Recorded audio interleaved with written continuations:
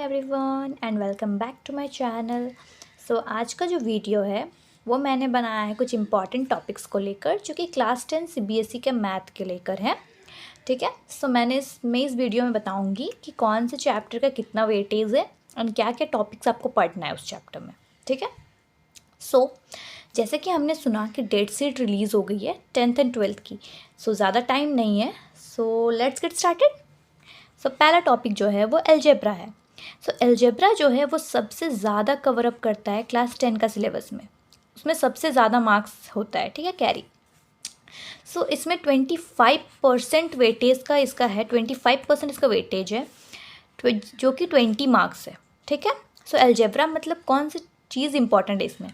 पहला तो solution of quadratic equation by completing the square method. जो कंप्लीटिंग द स्क्वायर मेथड से जो हम निकालते हैं रूट्स, वो सब क्या है, उसमें हम सॉल्यूशन निकालते हैं, तो वो एक बहुत इंपॉर्टेंट आता है क्योंकि उसमें से 2 या 1 क्वेश्चन रहता ही है proper. A sum of nth terms of an AP. ठीक है। एपी का जो सम होता है nth टर्म्स का, फिर nth टर्म निकालने के लिए या तो आपको एक टर्म दिया हुआ है एंड आपको और एक टर्म निकालना है। ठीक है। 2 टर्म्स जैसे दिए हुए हैं बट आपको वो nth टर्म ही दिए हुए हैं लेकिन आपको निकालना है। ठीक है। फिर जीरोज ऑफ द पोलिनोमियल। ठीक है। पोलिनोमियल के जो जीरोज़ हैं उसके मेथड्स कुछ यूज़ करके आपको जीरोज़ निकालने हैं, वो एक इम्पॉर्टेंट है। And a pair of linear equations. तो लीनियर इक्वेशंस का जो पेयर होता है, जैसे हम निकालते हैं यूनिक सॉल्यूशन, उसके बाद हम निकालते हैं इनफाइनाइट सॉल्यूशंस। ठीक है, वो सब वाला। नाउ नेक्स्ट जो हम लोग का टॉपिक है वो है ट्रिग्नोमेट्री। ट्रिग्नोमेट्री जो है वो 15% वेटेज कवर करती है 80 मार्क्स में से, जिसका कि मार्क्स है 12 मार्क्स। ठीक है। ये जो ट्रिग्नोमेट्री चैप्टर्स है इसमें कुछ आते हैं प्रूव करने के लिए, जैसे LHS RHS रख के हम करते हैं प्रूव वाला। हाइट एंड डिस्टेंस में तो एक क्वेश्चन मस्ट है, आइदर वो 5 मार्क्स का या 4 मार्क्स का, वो कंफर्म है कि वो एक आएगा ही। ठीक है। उसके बाद कुछ होते हैं, जैसे एक साइन का लाइक वैल्यू हमें दे दिया गया है एंड बाकी सबकी वैल्यूज़ हमें निकालनी है, उस टाइप का कुछ क्वेश्चंस। एंड ट्रिगो लाइक होता है ना, बहुत इंपॉर्टेंट है क्योंकि उसमें से बहुत छोटे छोटे क्वेश्चंस भी दिए जाते हैं, बड़े बड़े क्वेश्चंस भी वो कवर अप करते हैं। ठीक है। Now geometry. ज्योमेट्री जो है वो 19% वेटेज कवर अप करता है, जो कि ये नियरली 15 मार्क्स। ठीक है। ज्योमेट्री जो है उसमें ऐसे कुछ क्वेश्चंस आते हैं जो कि लाइक बहुत इंपॉर्टेंट भी होते हैं। ठीक है।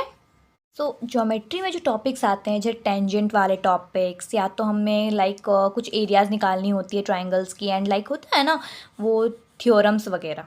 ठीक है। तो वो ज्योमेट्रीज़ में आते हैं और वो थ्योरम्स सारे जो होते हैं बुक्स में, जो RS अग्रवाल है वो आप प्रेफर कर सकते हैं। उसमें जो एग्जाम्पल्स होते हैं या थ्योरम्स होते हैं वो बहुत इंपॉर्टेंट होते हैं, वो मोस्टली एग्ज़ाम्स में आते ही हैं। मैंने प्रीवियस ईयर भी देखा है एंड मैंने अपने टाइम पर भी देखा है। ठीक है। ज्योमेट्री का हो गया हमारा। ज्योमेट्री में लेकिन और एक है कि बात कि हमें जो ये होती है डायग्राम्स, वो हमें नीट एंड क्लीन बनानी है।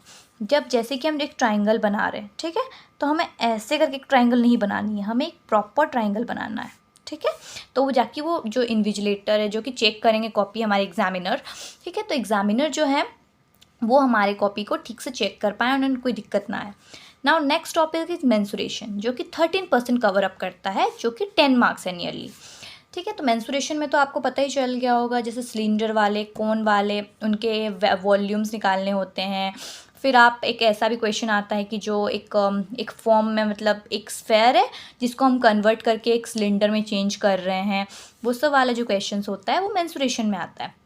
एंड मेंसुरेशन जो होता है उसमें भी बहुत टफ क्वेश्चंस आते हैं, क्योंकि वो जो 5 मार्क्स या 4 मार्क्स वाले होते हैं उसमें मेंसुरेशन में वो ज़रूर आते हैं, वो मैंने देखा है। एंड उसमें ज़्यादातर आते हैं लाइक जैसे कि कॉनिकल टेंट को फॉर्म में है एंड लाइक उस टाइप के। Now next topic is statistics and probability. ये कितना परसेंट कवर अप करता है? 14%, इसमें जो कि 11 मार्क्स है नियरली। स्टैटिस्टिक्स में आपको पता है मीन, मीडियन, मोड, जो कि कॉम्युलेटिव फ्रीक्वेंसी, वो सब निकाल के हम करते हैं। ठीक है। तो स्टैटिस्टिक्स में कुछ शॉर्ट क्वेश्चंस भी आते हैं एंड बड़े क्वेश्चंस भी आते हैं, जैसे कि MCQs में भी कुछ जो होते हैं ऑब्जेक्टिव टाइप, उसमें भी इसका रहता है रोल। एंड बाद में जो हम निकालना पड़ता है हमें टेबल बना के, उसमें भी इसका रहता है रोल।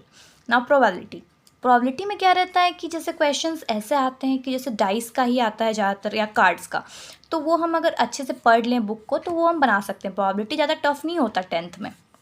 Now coordinate geometry. जो कोऑर्डिनेट ज्योमेट्री उसमें बहुत कम मार्क्स है 6, बट उसे हमें बहुत ज़्यादा पढ़ना पड़ता है। तो अगर हम ज़्यादातर पूरा कंप्लीट नहीं पढ़ेंगे तो उसमें से कोई भी क्वेश्चन दे दे हम नहीं सकेंगे और कंप्लीटली हमने नहीं पढ़ा है उस चैप्टर को। सो कोऑर्डिनेट ज्योमेट्री भी बहुत इंपॉर्टेंट है, जैसे वो डिवीज़न वाला एंड बहुत सारे आते हैं वैसे वाले, एक्स एक्सिस वाई एक्सिस, वो सब का आपको एप्सिका वो सब सारा पढ़ना होगा, क्योंकि वो सब MCQs में आते हैं कि इसको क्या बोलते हैं इस पॉइंट को, and that all. Now number system जो कि पहला चैप्टर है, उसमें भी 6 मार्क्स होते हैं।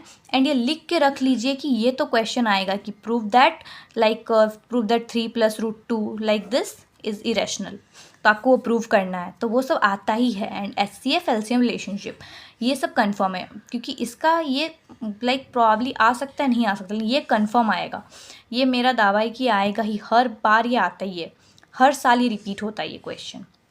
सो this is the end of the video guys, and next video will be on important topics for science.